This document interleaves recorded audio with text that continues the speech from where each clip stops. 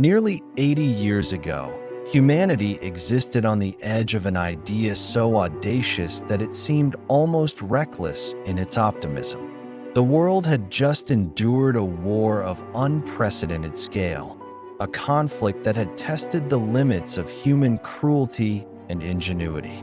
Entire cities had been destroyed, millions of lives erased, and yet, in the shadow of devastation, a new confidence had emerged, the belief that humans could not only survive, but thrive beyond the boundaries of their home planet. Technology had advanced at a pace no one could fully anticipate. Rockets had transitioned from fragile experimental devices to weapons capable of traversing continents. Nuclear power hinted at energy without precedent. And within this convergence of progress and ambition, some minds began asking a question that would shape generations to come. If Earth is fragile, could humanity build a future elsewhere? This was not a theoretical question. It was an engineering challenge, a logistical problem, and a philosophical dilemma all at once. In the late 1940s and early 1950s, scientific optimism was unrestrained. Popular culture, literature, and scientific journals alike depicted a near future in which orbiting space stations, interplanetary travel, and even Martian settlements were portrayed with confident inevitability. The sky was no longer a distant boundary. Gravity was simply a force to be calculated and overcome.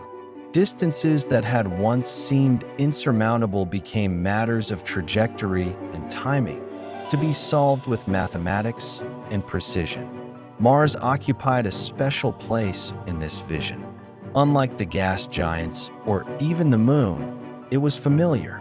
Its day closely mirrored Earth's. Its polar ice caps waxed and waned with the seasons. Surface features hinted at rivers, valleys, and possibly ancient oceans. Mars had once, it seemed, been alive. Even now, it bore the marks of history in its landscape. It represented both a mirror and a challenge, a world that was not fully alien, yet fundamentally other. To early visionaries, Mars was not just a planet to explore. It was a lifeboat, an insurance policy against the fragility of a species confined to one small, precarious world. Among the visionaries who dared to imagine a permanent human presence on Mars, none was more influential than Wernher von Braun. His ideas were shaped by brilliance, engineering rigor, and a deeply controversial past. Yet his vision for humanity extended far beyond nationalistic ambition. For von Braun, rockets were not tools of war or instruments of prestige. They were bridges to survival. He believed that a species capable of understanding the atom, yet unwilling to leave its home planet, was inviting disaster. His plan for Mars was not a fantasy. It was a calculated, meticulously detailed roadmap for continuity, one that assumed neither luck nor heroism, but precision, discipline, and relentless foresight. The scale of the plan reflected this seriousness. It was designed not as a token exploration, but as a true colonization. 10 colossal spacecraft would be launched into orbit, constructed piece by piece using rockets that did not yet exist, but were theoretically feasible. Each ship would dwarf anything humanity had ever built.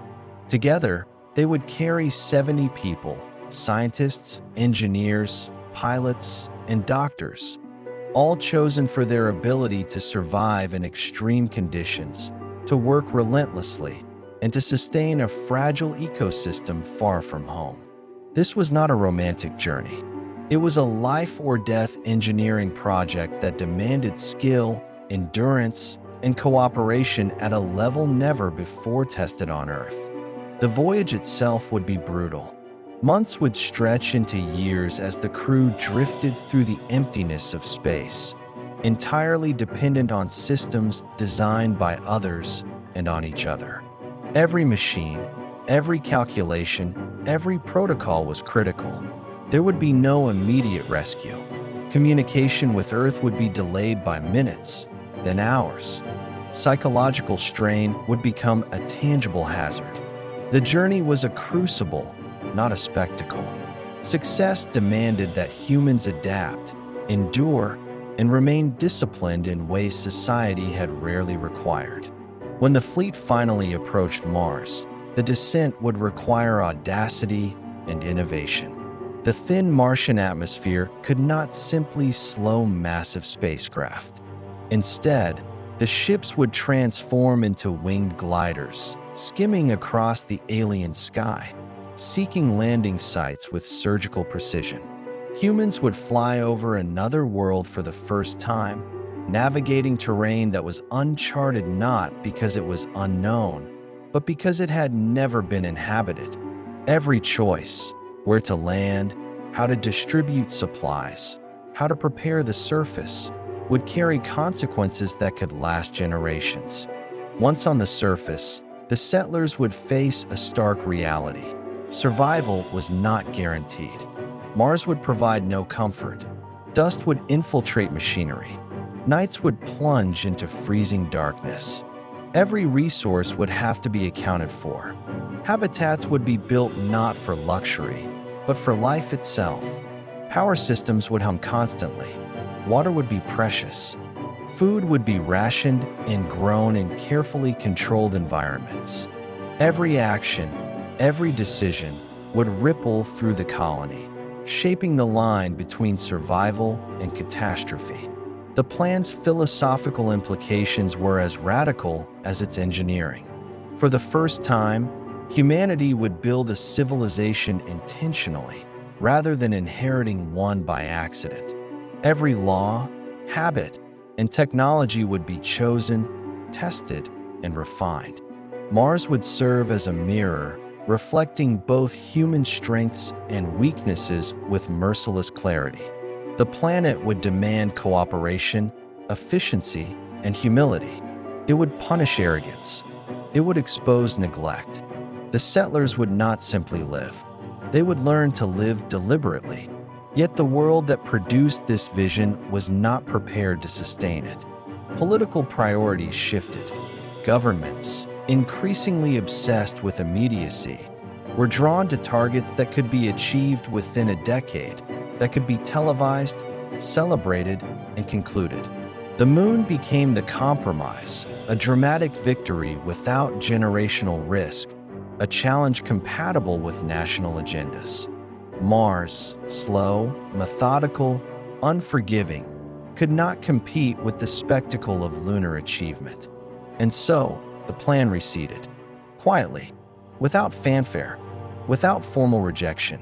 The vision of humanity spreading to a new world was shelved, postponed indefinitely, while society turned inward, investing in technologies and systems that improved life on Earth but left the red planet untouched. The dream did not die. It lay dormant, waiting for a time when ambition, patience, and capability might align once more. Decades passed. Humanity advanced. Communication networks spanned the globe. Medicine extended life. Technology connected billions in ways von Braun could hardly have imagined. Yet all this progress remained confined to a single world. The ambition to leave Earth became a thought experiment rather than a reality. We became more intelligent, more capable, more powerful, and yet, in a fundamental sense, no less fragile. Mars remained, a silent reminder of what could have been. Robotic explorers eventually traced the rivers, scanned the ice, and revealed evidence of a planet that once may have resembled our own. Yet for all the data gathered, the questions of human ambition persisted. The planet waited, indifferent to our delays, indifferent to our triumphs, indifferent to our fears. Its emptiness became a mirror, reflecting our unfulfilled potential and asking a question that cannot be answered by science alone. Are we prepared to endure? 80 years after the original plan was conceived, humanity is once again poised to consider Mars. The question is no longer one of imagination. It is one of willingness. Are we prepared to invest in a future that offers no immediate reward? To commit to a civilization that may take generations to stabilize, to build, and to sustain? To prioritize endurance over spectacle, continuity over recognition, long-term survival over short-term triumph? The answer remains uncertain. But Mars has waited. It continues to wait. It has not changed. It will not change. The planet's silence is neither encouragement nor warning. It is an impartial stage, prepared for a civilization willing to arrive, willing to endure, willing to transform ambition into permanence.